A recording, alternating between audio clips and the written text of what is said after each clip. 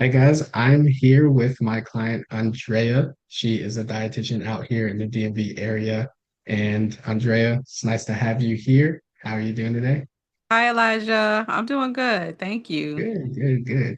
Yeah, so we're just going to be talking literally about the program, how you went through it, and the results. We've been working for around 3 months now. And so I just want to ask you a few questions about everything.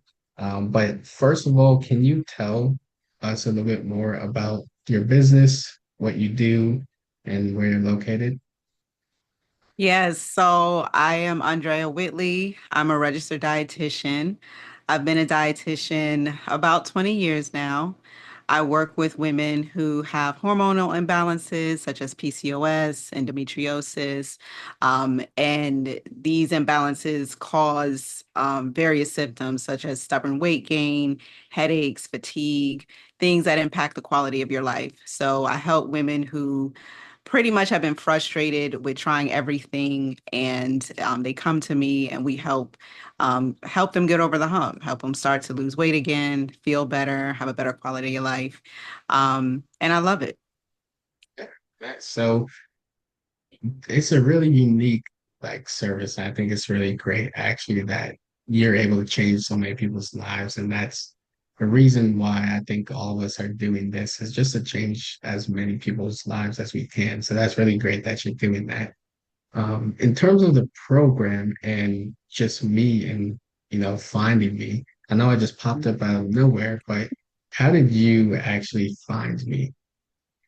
Yeah, so just like you said, you popped up out of nowhere. I was on Instagram, and I don't think I was necessarily looking up how to um grow my business. I think it was maybe just my algorithm because I did have a business page and still do. And things kind of come up. So your ad came up and it really jumped out at me because you called out service-based business owners, and a lot of people work with product-based business owners. And I have some friends who have product-based businesses and it works very well, but very rarely did I see somebody that wanted to work specifically with excuse me, service-based business owners and in the DMV area. So when you said that in the ad, it basically called me out.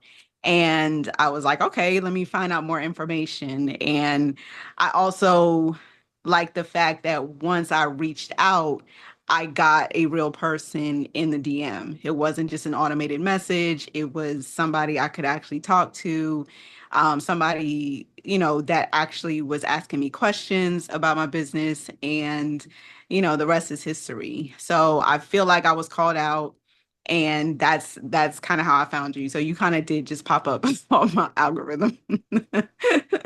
Yeah. Yeah, and so that's usually how it is with ads. It's just like you'll pop out of nowhere and people are like, I needed that. And so that's what we do, right? It's like we make sure that you call out the right type of person that may need your service. And when that person hears that in a video, they're like, wait, that's me.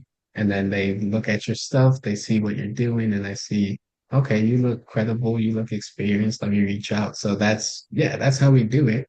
And so I know you said that you weren't necessarily looking for help with game release or growing your business, but was there something that you were really struggling with before you joined the program and made you want to sign up? Yeah, I think um, prior to signing up, I was at a point where I was working for the federal government. And in this area at the time, this was the beginning, it's closer to the beginning of the year. Yeah. I was looking for a way because I had already had my business, on the side for so long.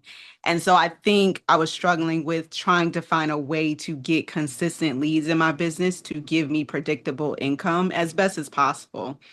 And when I found you, it was kind of like I was in that decision making mode of, am I going to actually do this full time? And if I am going to run my business full time, what does that look like? Because I know I need some type of marketing in place. Before, a lot of it was just word of mouth business. Um, I ran ads in the past, but I had stopped them through Google.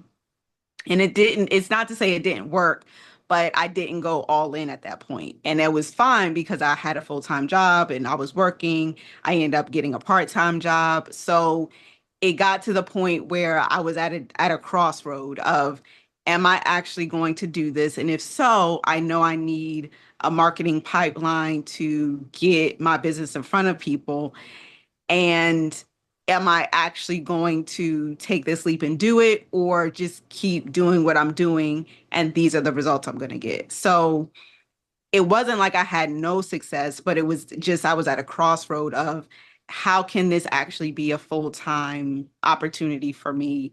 And how can I make this work? And it's not always, from what I've been learning, it's not always doing more work or, doing certain things in your business. It's the marketing piece. Like that's a huge component of running your business. And I'm not a marketer, right? I'm a dietitian. I'm a great one, but I'm not in marketing. So I really had to trust that I could hire an expert, somebody who knew what they were doing to help me with that.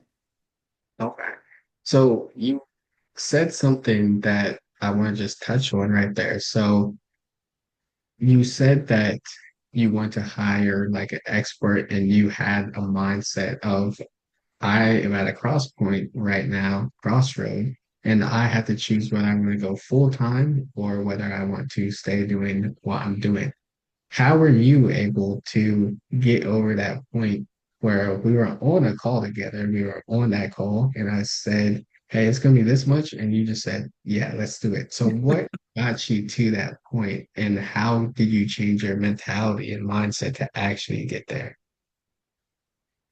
Um, I feel like it just was a decision. And I know that sounds easier said than done, but I feel like it didn't come without risk, right? It did not come without the feeling of being scared or being nervous or wondering if it wasn't going to work or not.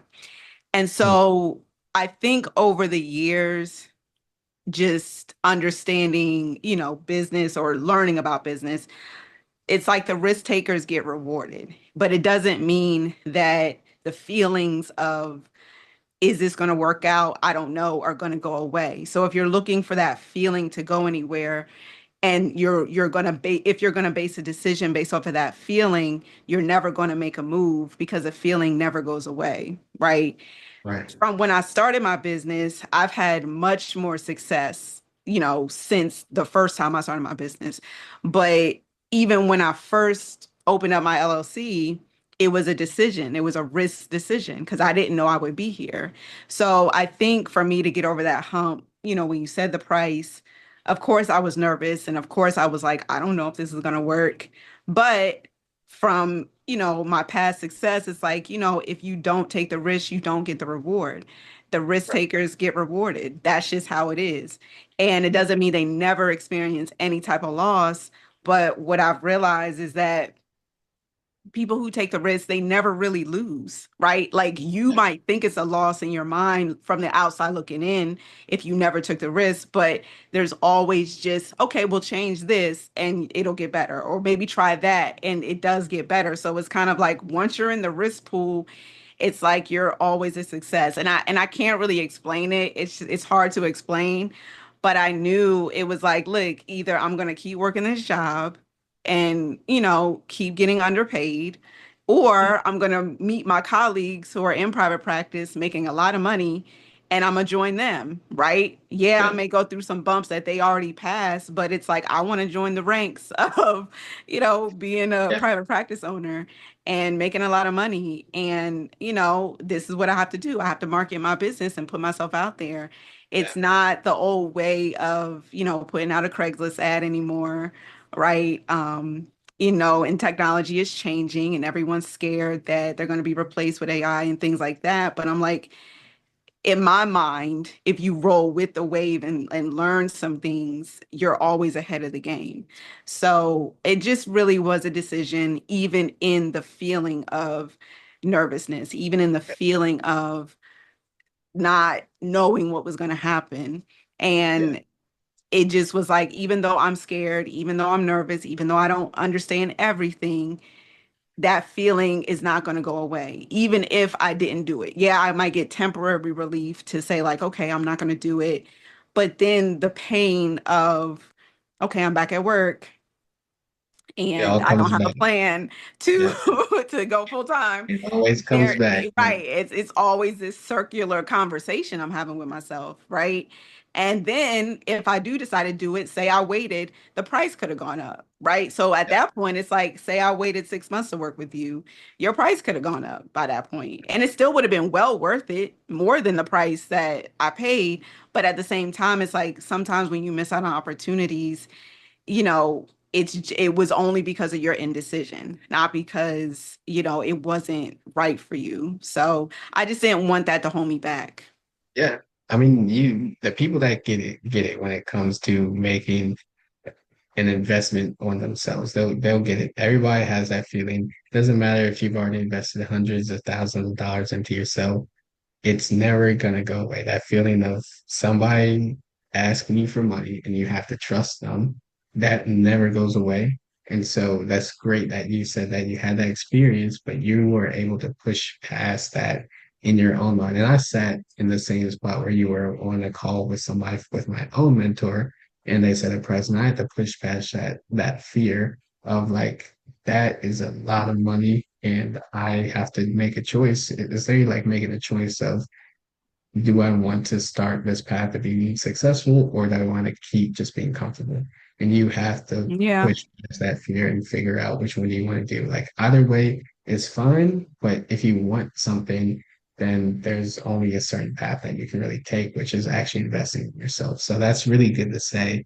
And then also you are already talking a little bit about results. So we might as well talk Yeah. about results at this point. So let's talk about just the first month and the results you got in the first month. So I know that you made all your money back within the first month, but I did. I I'll did. let you talk about that and I'll let you talk about the followers and everything like that, the leads that you've been getting, how you've been able to change your sales process over time. Like, let's just talk about that first month and then we'll talk about the other 2 months. Yeah. So the first month, I honestly did not expect to start seeing like solid results, getting clients to purchase my premium program. My expectation was like, okay, around month 2, 3, that's when I will start to see some followers, some results. And that was fine to me. I wasn't even going to be upset if that was the timeline, because I know things take time and algorithms. So in my mind, it was like, okay, well, around month 2 or 3, I should start to see some solid leads and, start to be able to close. In the first month, I would say like just followers alone, I know you started my follower account maybe around 700, but I started around 500 when I first was working with you. And within the first week, I think I got to like 700 followers. And then it was like I was at 1,000 before I knew it. Like literally, I was like, oh wow, like I'm at 1,000 followers.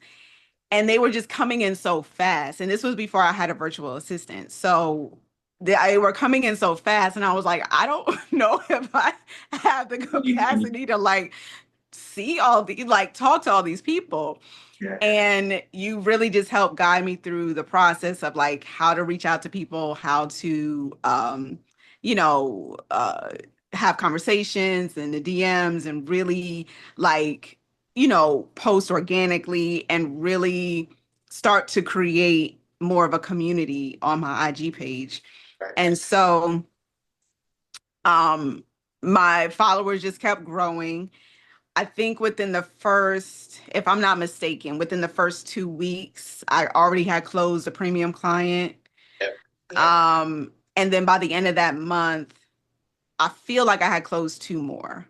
It might have Yeah. been close to the next month, but I feel like in the first month I closed like three premium clients, and I was like, oh wow, like I already got my money back from my investment.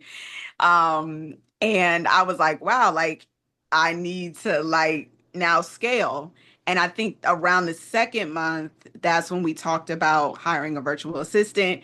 And at Yeah. this point, I haven't running my business by myself, right? So remember, I was working full time, running my business. And so in my mind, I was like, I'm still going to be running my business by myself. And at that point, you talked to me about a virtual assistant, and I was like, wow, like this could really be helpful, like somebody to actually help me with having real conversations. And that's Yeah. one of the things I value too, because I work in the health space and I Yeah. work with people who are very vulnerable about, their health and their life and the quality of life. And I just did not want to lose that high touch that I know I could provide, right? Yeah.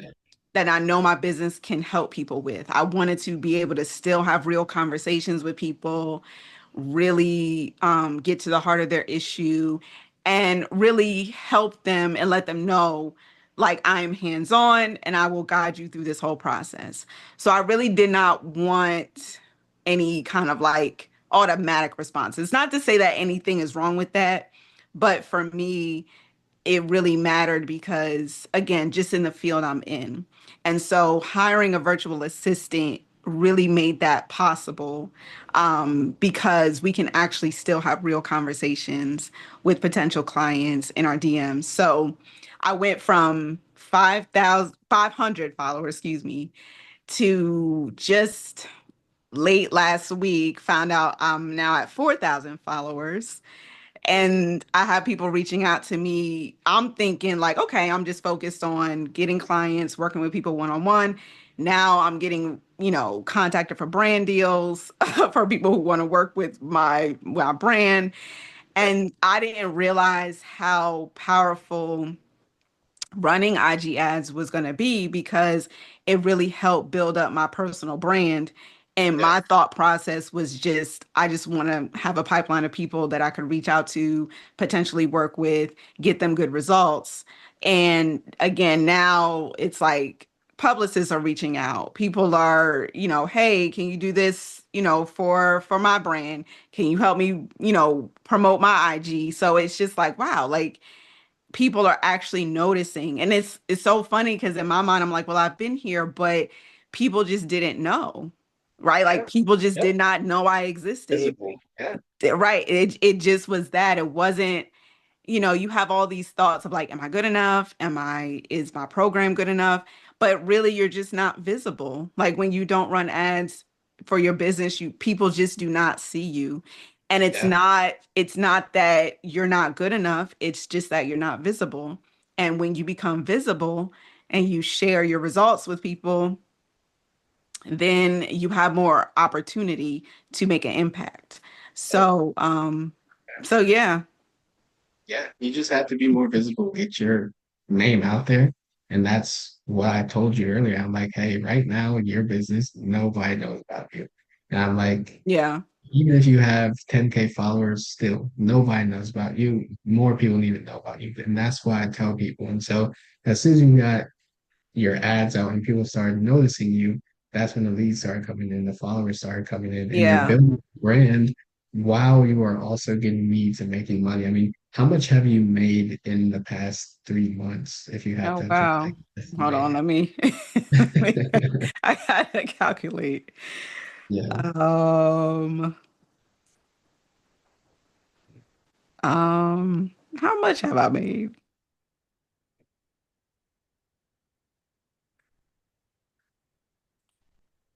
I've made at least, because I feel like I'm missing maybe one or two people, but I've made at least $14,000, Okay. Yes. right? 12, Yeah. between 12 to 14, Yeah. between 12 to 14. Yeah. So, And that's only with one ad going. So right, with one in ad. Yeah. one ad, you've only been, well, I guess it's 3 months. You haven't really spent that much. Maybe it's around like 2K that you spent. I don't really know. Um, how Yeah, it much you was $20 a day. Now it's $40 a day. yeah. Um, but yeah, definitely under 2K or around 2K in ad Yeah. spend. So it's like you put in $1, you get $7 out. Why not keep ramping up that? And why not keep putting more money back into that system, which is what we're talking about now. So Hmm. the last thing that I just want to say and ask you is so what do you have to say to anybody that is on the fence about joining the program? Maybe has had that feeling like that you were talking about, where it's like, hey, I'm at a crossroads, I gotta do one or the other, and they're just scared about investing. So what would you have to say to somebody on the fence? Oh, wow. So I mean, just take my example. I was able to leave my part-time job and work my business full-time. And I've been doing that since September. And I'm literally looking at the forecast. My business is only going to keep growing.